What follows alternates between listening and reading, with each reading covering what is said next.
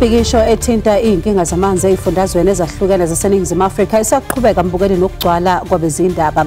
Sibala mbukeli iWestbury kanye neEbony Park eGoli esifundazweni saseGauteng, eNas ngaphansi kwenkomazi local municipality eMpumalanga, yiseChatsworth ngaphansi kweThekwini municipality. Ukuthola amanzi mbukeli kuyilungelo elingongomthethosisekelo futhi eliyisisekelo esithunzi somuntu, kodwa eminyakeni engaphezulu kwama-30 ngemuva kokufika kwentando yeningi, iNingizimu Afrika mbukeli uma ibheka lembhikisho isho ukuthi isehluleka ukuletha amanzi aphephile. Kungabe inkinga mbukeli ikuphi? IkoMasipala, amabhodi amanzi, umnyango wezamanzi nokuthuthwa kwendle? Inkinga mbukeli yenqalazinda yamanzi ebinganakekelwa iminyaka eminingi yona sithini ngayo? Inkohlakalo sikulungisa kanjani futhi mbukeli konke lokhu asikubingeleleke sikwamukela ohlelweni asikhulume Let's Talk uhlelino bongiwe uMakhumalo wakwaZwane. Khumbula ke mbukeli ukuthi ungaba ingxenye yalolu hlelo, sishayile ucingo sizwe umbono noma umbuzo wakho. Inombolo zethu zocingo mbukeli 0117140677 futhi setholakala ku 0678. Ungabuye futhi mbukeli usithole kumakhasi ethu okuxhumana ku-X @SABC Zindaba, ku-Facebook ikhasi lethu SABC Zindaba. Ukuze kube lula qala ngo# asikhulume #SABC News bese ke ubhala umbuzo noma umbono wakho. Asikhulume.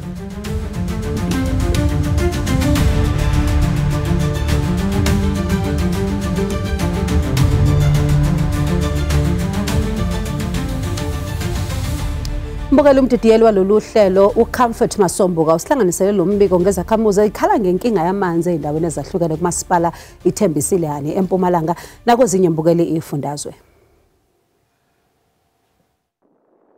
I-South African Human Rights Commission yakhopha umbiko wayo wamalungelo obuntu ka-2024 yaveza iqiniso eliphathisa isihloko ebuhlungu ukuthi ingidigidi zamaSouth Africa ziqalene nentshijilo nomraro obudisi okufumana amanzi ahlwengileko kunye nokuthuthwa kwensila ekulilungelo elisisekelo lomuntu wonke, kodwa abaningi abalifumani. Ke sakhuluma nezakhamuzi kaMasipala iThembisile eMpumalanga ngomraro wamanzi endaweni le. Mina kusikudala ngifikile la, ngifike ngoFebruary kodwa amanzi awekho nogesi awukho kakhulu amanzi. Ngoba uzo-order iJojo uthi ayifike kusasa ngifuna ukwakha lapha. Ngibhizi ngiyaforomo ngiyakha. Izoqala iyothelela lo ithelele lo ya before izofika la. Mina ngisemile umsebenzi wami umile. Ngichashile umuntu ukuthi azongakhela kodwa amanzi sekamile na ngoba amanzi asinamanzi. Kuvalwa amanzi ekseni avulwe ngesikhathi nje basicabanga esingana program. Kuyinkinga ngoba uthola ukuthi amanzi avaliwe nakayokuvulwa abantu basemberegweni. uMasipala weThembisile naye lapha khunye ulelana ngabantu abazibiza ngamakhosi basikela abantu intandi ngaphandle kokubonisana noMasipala. Sizwene ukuthi akasekho iMasipala ngeke afaka abantu amakhosi angazi, amakhosi ngeke asafaka abantu uMasipala angazi. So siberekisana ngokubambisana, and ngale ndlela leyo sizokwazi ukuthi lama flyby nathi azenza abakhosana ngekho angabi nethuba lokumosha umphakathi. Ngeveke pheleleko izakhamuzi zeNas kuMasipala inkomazi eMpumalanga zingenele umchagalo zilila ngamanzi, zivala indlela eziphithizela kakhulu ezishinga emkhawulweni weMozambique neSwatini. Kakhulu bemevaterikane bayale eplant yethu le bayofola khona emandangangene ethangeni. Sibhadala amavatrikani sikhipha ama500 nyalo sebasende ama message ukuthi sebakhuphulile basibo 800. Uma ufuna kunatha amandi ufuna uyothi ukhiphe 500 ngaphandle kwa500 kude manje. uMasipala wenkomazi uphawule nganasi indlela nyalo lokwendekile sivalile lapho kufanele ukuthi kukhona kusosa khona emandi esiphe njengoba bese bekuvunyelwene ne-community for the next 7 days angeke bakhona ukuthi ba-access emandi labantu awathengisa bawathengisele bantu. Ngayiveke pheleleko leyo kube ngisweso neWestbury eJohannesburg lapha amapholisa adumuze ngenkule zeraba abachagala abasiseli ngeke baqeda ishukela bathi sebanemveke solo bahloga nethosi lamanzi. All we're asking is for water. There's gun violence happening here every day. People are dying here in the dozens, and you don't see this. But now we're having a innocent protest, and this is what we get. This is what we get. If the police are fast to come shoot us for water, they fast to come shoot us for water. We don't have water for over 3 weeks here. But when our brothers are laying dead in the street, they nowhere to be found. Ukuhlayela kwamanzi okho kuba nomthelelo ombikhulu kezempilo, gcine kubangelwa nokuvalwa kwamabhizinisi. Kuyini isisombululo emphakathini eminingi engaphakela amanzi ngefanele eSouth Africa? Asikhulume Let's Talk. NginguComfort Masombuka. Ethokoza eMpumalanga. Mbukela samukele ihambele zethu Deputy Minister of Water and Sanitation uMnumzana David Mahlobo kanye noJoe Mnyakeni Chairperson ebukhosini bakwa Manala Mbongo Traditional Council kanye noEunice Malekane uMMC with Technical Services at Embisile Hani Local Municipality. Good evening to you all and thank you so much for your time. Ngizoqala ngawe Baba Mahlobo. Amanzi is a right and ikhona kumthetho sisekelo waseNingizimu Afrika. Aniuphuli lo mthetho uma ingaba abantu benganawo amanzi? No, sibonge koza kwethu onabo estudio nesizwe sakithi. Okufuneka sisho ukuthi iNingizimu Afrika omasipala basebenze kakhulu kule minyaka engamashumi amathathu endlule ukuthi abantu abaningi baseNingizimu Afrika bebe namanzi. Kodwa okufuneka sikusho sohulumeni kazwelonke ukuthi kuneyinkinga komasipala ikakhulukazi kunemiphakathi okuhlala kungane. Ungaqhubeka baba.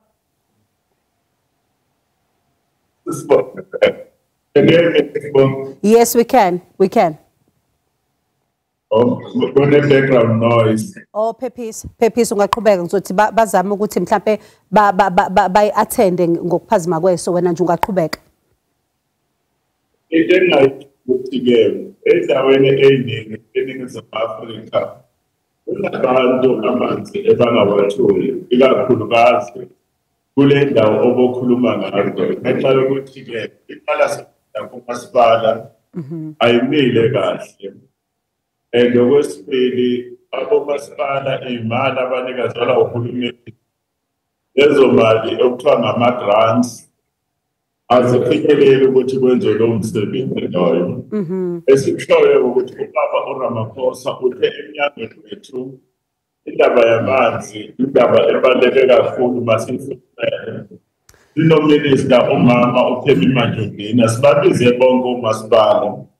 Sasezivumelana ukuthi labo masipala laba masibancede ikakhulukazi lapha eJohannesburg. Ubaba umongameli uze wangenelela ngalo hlelo okuthiwa-ke i-Presidential Working Group. Kulolo hlelo kuneportion yamgeza abantu.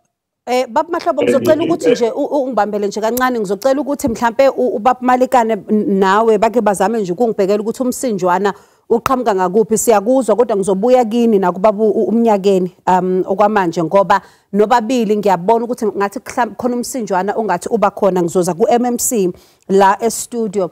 Asiqale ngokuthi abantu nabo bayakhala bathi bawathola amanzi kodwa kukhona into engikhathazayo.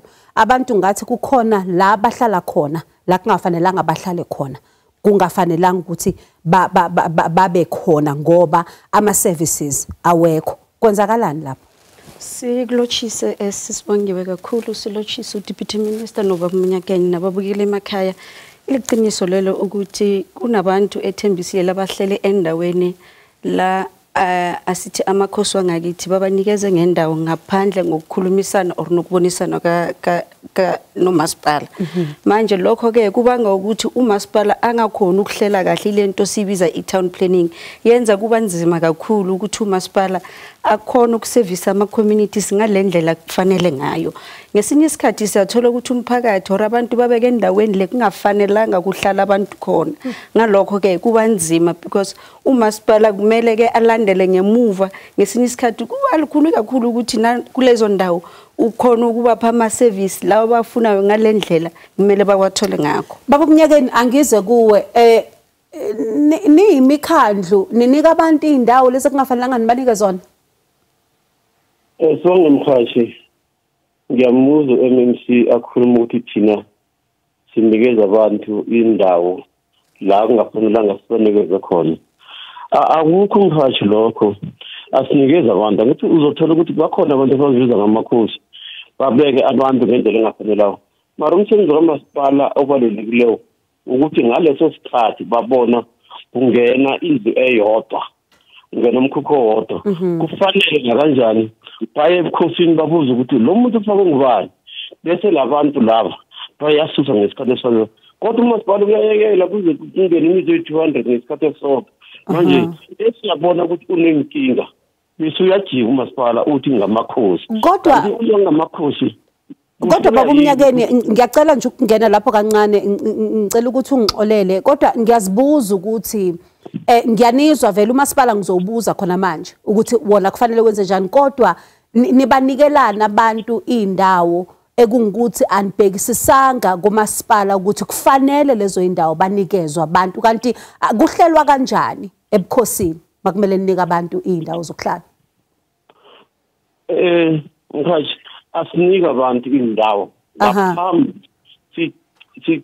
sithethe kuqala ukuthi le ndawo ifuna abantu na kufanele abantu bakuhlala lapho na ngoba sicale ukuthi le ndawo leyo yindawo yokuhlala abantu noma indawo yokufuya inkomo na before umuntu athola indawo kufanele enze ubukhosini ubukhosi kumasipala mara mkhathi ngifuna ukuveza nayo into leyo uma ubheka 1984 kufika ngaleso sikhathi akukho lapho umasipala uyile a-engage ubukhosi ngokufaneleyo ngendlela eqondayo ukuthi isoliphuthi phansi wathi makhosi nayo indawo ngibona ngibafaka ngendlela ethi baya ngoba sibathola inkinga mara uma sibathola inkinga bagcine bathi ngamakhosi manje nizokwenza njani isifiso sethu ukuthi thina sifuna umasipala sihlale phansi nomasipala ku-identify indawo lezo ezibonakalayo ukuthi zidinga ukuhlala abantu umasipala angadali yedwa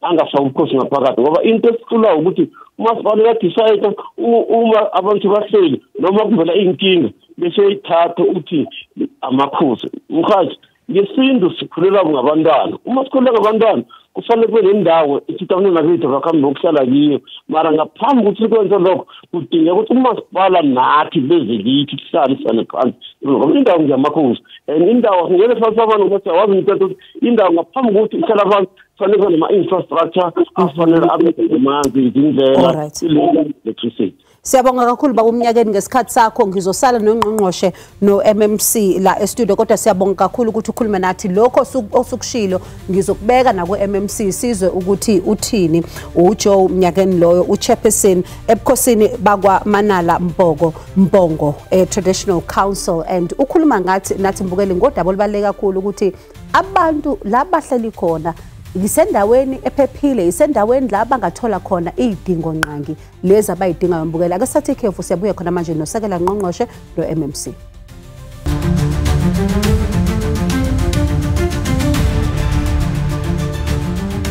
Mbukeli angeke ngiqale ngokuthatha uSinhle Sinhle sawubona sanibona njani siyaphila baba kafushane nje ngikhona mina into engifuna ukuyiveza njengoba sekuna le show lena yini ne into engayithandi yabo masipala abayisebenzisayo abomasipala basebenzisa thina abantu abahluphekile kakhulukhulu endabeni ezifana nabantu abomasipala bayenza ama-service delivery webemele ukuthi abantu njengoba ishow injentile kanje khona ubhuti ovelile lapho ukuthi abodadewethu nabafowethu bayabulawa bayadutshulwa amaphoyisa ngokulwela amalungelo wabo so benhlela nje ku-deputy minister uku-deputy minister please cela ukuze emalokishini wethu uzobheka isimo esiphila ngaphansi kwabo ngaphansi kwaso njengoba kunganamanzi kanje amanzi crisis the whole South Africa ngathi ugovernment wethu uyenza izinto ngabomu.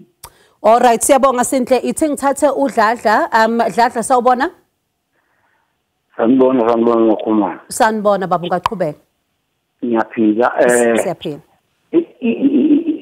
Owami umbono wena nkosikazi wenkosi kulokhu kuswela amanzi omasipala. Inkinga engiyibona kakhulu mama ukuthi iParliament angazi ukuthi benzani lapha eParliament nominister ngoba kungaze kubhikisha abantu ngenxa yamanzi besebenza bekhona ominister labo abakhona kuze kusebenza amaphoyisa manje ayeke indaba zobugebengu ayovimba abantu befuna amalungelo abo. Mina ngibona iParliament nje uhulumeni angiboni laba minister abahleli lapha eCape Town bahlaleleni ngempela kuze kunakale kube kangaka. Babudladla siyabonga kakhulu. Asike sizwe ukuthi usekela ngqongqoshe uthini ke ngalokho. Baba Mahlobo nakho. No, esingakusho ukuthi abantu bakithi indaba yamanzi ivusa imizwa ngoba angeke ukwazi ukuphila ngaphandle kwamanzi. Esikhulumile nabo masipala ukuthi sicela ukuthi makubanjiswane nomphakathi ubambisane nabo masipala. Ikakhulukazi abomasipala abaningi banazo inkinga zamanzi. Ikakhulukazi labo masipala okuthiwa ngama-Water Services Authority bawu-144 eSouth Africa. Ama-report ethu naka-Auditor General nawasekhonka athi-ke abawu-105 baney'nkinga ey'nkulu zokunikezelwa kwamanzi esizweni sakithi.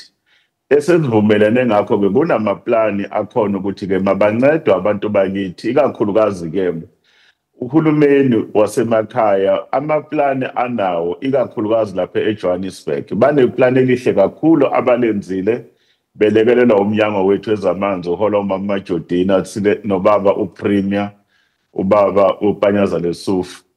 Sikhulumile nomeya lapha eJohannesburg ngomgqibelo ebusuku sathi-ke mabaye emphakathini bayichaze inkinga ekhona. Uma ungabona nje bahlale baba na 2 weeks abantu bengenamanzi ngoba kusuke lapha amaphampu aphampa amanzi wabo alimala lawo maphampu. Kanti-ke uma ubuka la kugcinwa khona amanzi okuthiwa ngama-reservoirs, amanzi abesehle kakhulu ikakhulukazi ey'ndaweni ey'phakeme engafika amanzi. Sathi ukungatsheli abantu ukuthi kuney'nkinga ey'ngakanani amanzi azobuya nini yikona okubacabanisa nabantu. Ngicela ungixolele ukuthi ngikungene emlonyeni. Abazi ukuthi kwenzakalani noma mhlambe ubudedengu bonke lobu ngoba mebengaye ebantwini bathi akuye bani eyokhuluma. Kunazo iy'nkinga ey'khona ukuthi-ke iy'nkundla zokuxhumana ngoba sezikhona sisibongi zehlukahlukene. Ikakhulukazi banendlela yokuxhumana lokho kuthiwa i-social media. Akusibo bona bonke abantu abane-social media. Kubalulekile ukuthi abantu uma beney'nkinga kuvele, including lento okuthiwa ngama-customer line. Abanye abantu bayaripota ukuthi amanzi ayageleza laphaya. Uthola ukuthi isicelo sakhe bamnika i-reference number bengabuyi bamtshela akusike kumasipala waseGoli noma umasipala la ngihlala khona ePitoli uyakwenza lokho.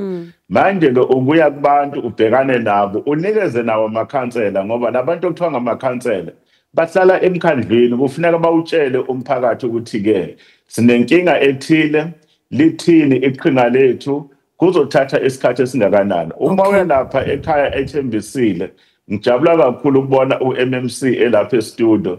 Besinayo ubaba uDihale lapha yami savula enye i-pump station ukunikezela amanzi kuleya ndawo ngoba banikezelwa i-Rand Water amanzi aqhamuka lapha ngasendaweni okuthiwa-ke ngiyaseTshwane.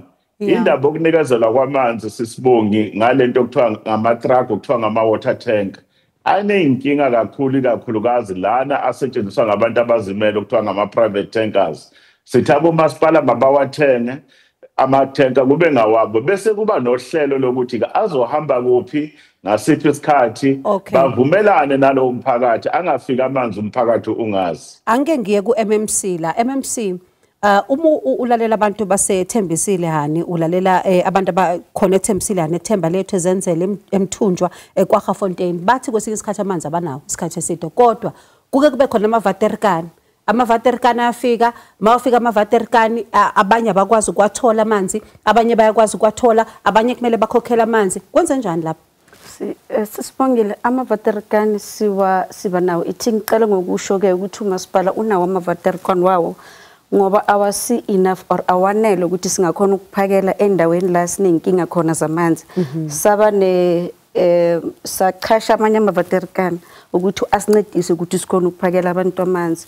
Lokho sikwenza ngoba siyazi ukuthi khona indawo ezihleli la kuphakeme khona la siwabiza ama-high lying areas or la singanayo infrastructure e-water reticulation. Sibheke-ke sithi nasiphakela sithuma amavaterikani siwathumela endaweni ezifana nalezo kakhulu ukuthi wonke umuntu ethembisile nalo unganawo amapompo or amapipe akhona ukuwathola amanzi nalo ahlele endaweni ephakeme akhona ukuwathola. Bengithandile futhi ukuthi ngichazele ukuthi inkinga yethu yamanzi eThembisile sine isidingo samanzi sihleli ku 99 megaliters, meaning 99 million liters isidingo sethu. Kodwa la sikhona just icapacity yethu sikhona ukupha amanzi anela just over 45 megaliters, meaning that sine shortfall shukuthi sishota nga over 50 ibangwa megaliters. Yini shortfall MMC ngoba ngiyazibuza ukuthi it's over 30 years into our democracy. This is a right that is enshrined in the constitution. Why is it not prioritized? Ngicela ukusho ke ukuthi iThembisile sisendaweni la singanayo imithombo yanele ukuthi singa water sources. Sine contract or sinesivumelwano neRainwater isipha amanzi angango 30 megaliters and basipha kahle lapho ngicela ukusho sinesivumelwano neCity of Tshwane la kumele basithengisela amanzi ango 16 megaliters ngenhlanhla embi asiwatholi njengoba ukuya ngesivumelwano sethu. Kanye sinomthombo lapha eBundu isipha close to 10 megaliters asikwanele, meaning that sirilaya ku Rainwater ngale 30 megaliters sirilaya nakulo mthombo lo nama boreholes, which then speaks to the le shortfall engikhuluma ngayo ukuthi inkinga yethu ukuthi kube nesikhalo esingaka samanzi ileyo ukuthi imithombo yethu or ama water sources wethu awanele ukuthi singa Ngizothanda ukuthi masibuya from the break sesiphetha nje ngibuze ngale ndaba ku national ukuthi le mthombo kwenziwa njani ngayo ngoba it's over 30 years we cannot still be talking about abantu eningizimu Afrika abangenawo amanzi. Mbukele ake sithi shele into lo siyabuya.